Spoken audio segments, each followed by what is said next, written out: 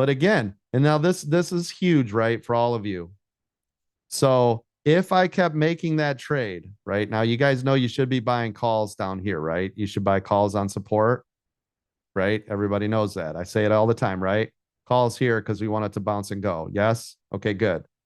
And Yes. we want puts Yes, up coach. here, right? And puts are up here because it's going to touch and then it's going to bounce. But the way that I saw Apple break critical level of 177.25, and it did run all the way up like I wanted, I really assumed, and this is why assumptions can go out the freaking window, but I was using it as a catalyst here to help me identify here, and it never panned out.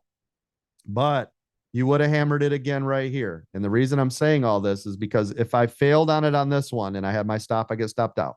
Failed it on this one and I got stopped out. And I failed on this one and I got stopped out. Whatever I did, guess what? This one paid for 10 of them, right?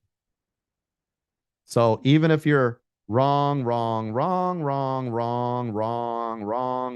big payday paid for all of them. See what I'm saying? Does that make sense? We don't really care. Do you care if you were 10% accurate or 90% accurate if you walked away and made 10 grand for the month? No. Not one bit. Nope. You just want to make sure your trades are the way they're supposed to be. That way, when they do what you anticipated them to do, because you've been trained properly on what's going to happen, when it makes the move it's going to, you will eventually start to get paid. And this is why those stops and the stop losses are more important, right, than your P&L. Anytime I catch a giant, this is where you need to take notes.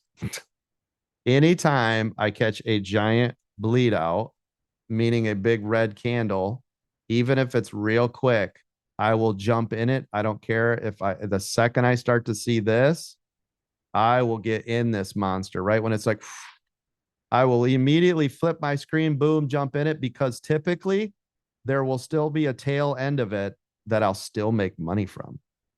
So if I catch a bleeder, not necessarily up this way, but definitely this way, if I see it coming down fast, like this candle, I will hammer it, because even if I get the little tail end of it, I am almost guaranteeing myself, if there's such a thing in stock market trading, to catch the end and make some money, right?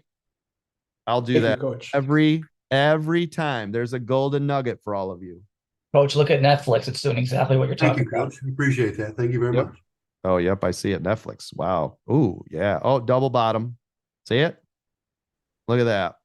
Be careful. You see how I immediately saw this, right? The first thing you want to do is start checking it out. That You means, wouldn't buy that falling knife, Coach. That's no, because of the bottom. not because when the it's double coming- bottom. Yep, not when it's coming into double bottom. Hell no. Now, here's what's cool. Like up here in space, this is what I like. See up here in space, this has a lot of room. Like if it would have kept breaking down, right? That's beautiful. But when you get it into like one of these key critical areas, no. Isn't that why we need to know those levels though? Just like Yes, sir. Just like right here on SPY, you guys saw I took the money and ran right here. Because why? I have 444.30 as a critical level. It touched 32 and I sold.